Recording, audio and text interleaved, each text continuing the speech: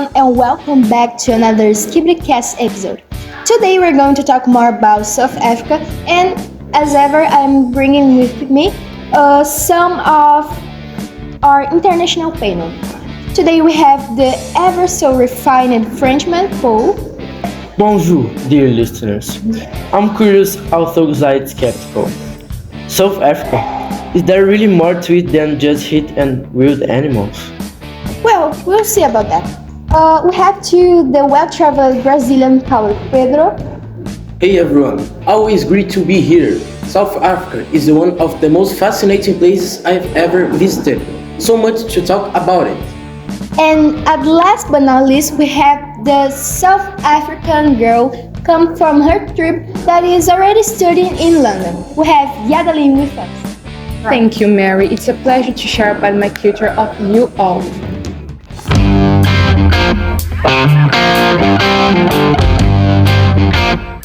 So let's start with the basics.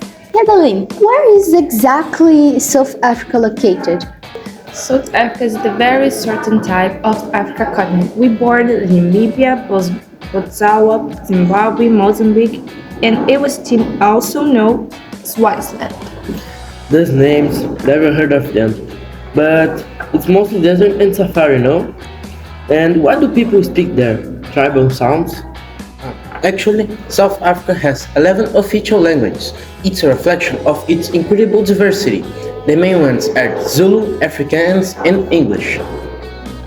Zulu is the most spoken as a first language. English, even though, is not the most common at home. I really use the government, business, media. And that also depends a lot on the region. In urban areas, especially among the more educated population, English is very common. 11 languages? How do people function like that? Isn't it chaotic? It's a part of your identity. We call it the Rainbow Nation. For a reason, diversity is our strength, not a problem.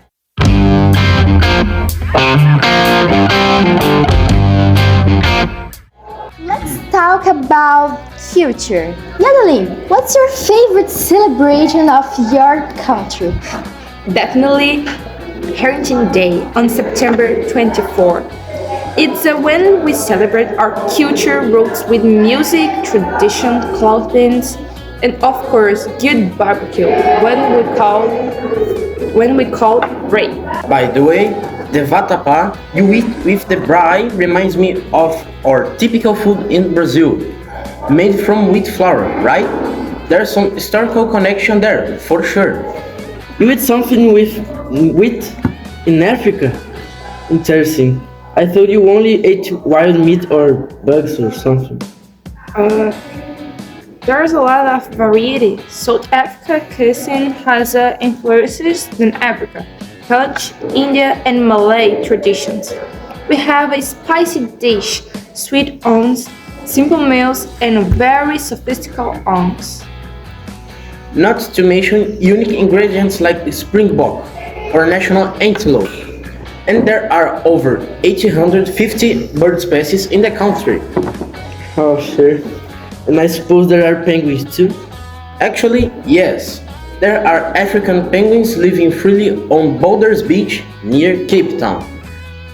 It's a magical place. You see, they're just waiting around the beach.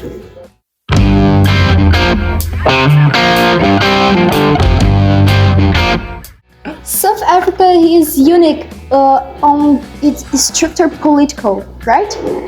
There are 3 capitals, or am I wrong? Yes, Pretoria is the administrative capital, Cape Town is the legislative, and Bloemfontein is a judicial one. 3 capitals? That just sounds inefficient. It's just different pole. Like a federal system, it works. South Africa has a really interesting political history, especially post-apartheid. And what about the cradle of humankind? It's near Johannesburg. That's where some of the oldest human fossils have been found. It's the World Heritage Site. But do they have, technology? Or do they still live in huts and wait for rain to drink? Oh, that kind of thinking is exactly what holds global understand back. Yes, we have technology. We have cities, universities, science. I'm a student in London. Remember?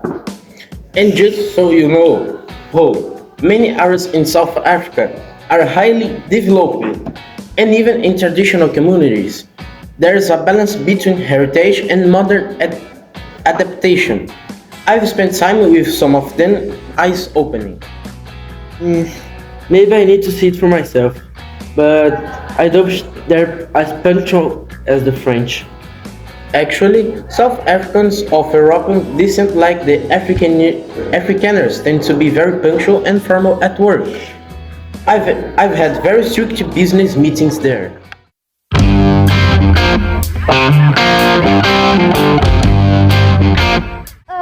And now we are going to talk more about our objects of our childhood or anything we like.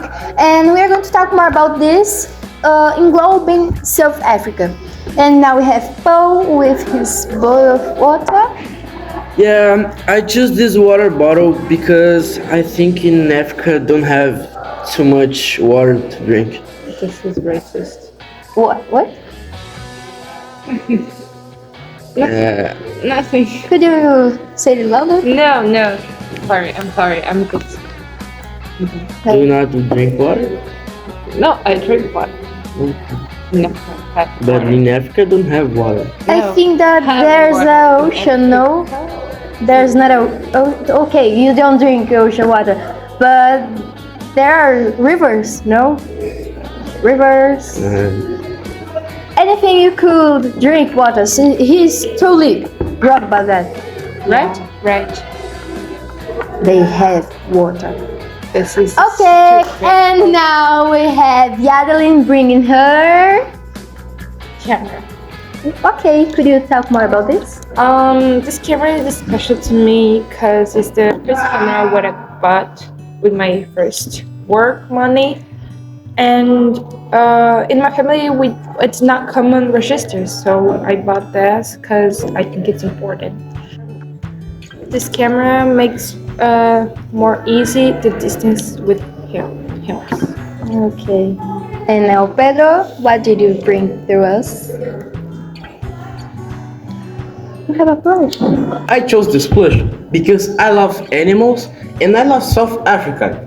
And I buy this plush when I will go to South Africa in 2010 in a time of World Cup. And I love football so much. I love animals. We have my object. And we have here a big book where you can see a lot of geography. And when I was a kid, I used to read too much about this book because my parents live in South Africa when I didn't born, and after my parents after I born, my parents You are African.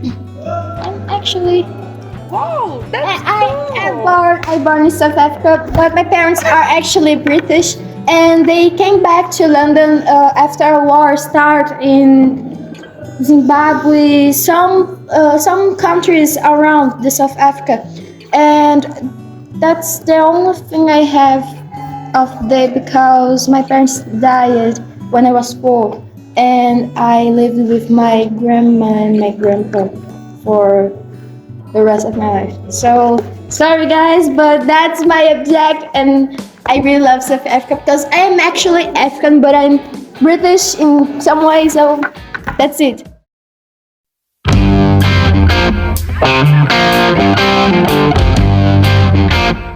Okay guys, well folks, we have learned a lot of today. South Africa is a multi-layered, diverse, full of surprises. And yes, home to penguins too. Thank you for letting me share. My culture has its challenge, but also some beauty.